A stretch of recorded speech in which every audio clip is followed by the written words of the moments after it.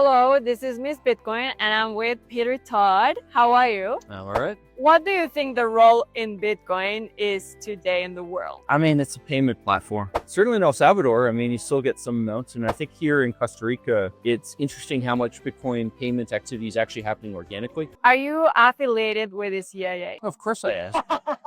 What advice will you give to Bitcoiners? Stop fighting about bullshit so much. I mean, there's a whole side of Bitcoin right now that's, on this whole knots versus core nonsense. And it's just bizarre to see like people so spun up about things that are just absolute technical nonsense. Is it hard to be a public Bitcoin figure? And do you believe you are on the right side of history? When I got into Bitcoin development, I had a very important decision to make, which is would I do work under my real name or not? And I decided to do stuff under my real name. Okay. If you don't do work under your real name, how are you going to wind up in in-person conferences? I like being a public figure. Like I like being out and actually talking to people and so on. I mean, I think the celebrity side of it is total bullshit.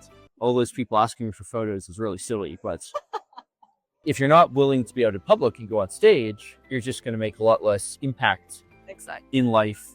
If your idea of impact in life is doing what I do, which is much more about convincing people than actually writing code. What do you think are the most important changes that need to be made, and at what point does something close to ossification become critical, if ever? If Bitcoin's consensus protocol didn't change at all, there are certain things in Bitcoin's consensus protocol that certainly have to change. Like if you fast forward, I don't know, I think it's 80 years now or 100 years, Bitcoin just comes to a halt because the time field in blocks overflows. But that isn't really like what we're talking about with classification. That's a very obvious problem, very obvious way to go fix it. You also get things like what's called the Great Consensus Cleanup, which is meant to go fix exploits in Bitcoin, which are unlikely to be exploited, but would be good to go fix. But then you get things like covenants, which could add a lot of new ways of using Bitcoin.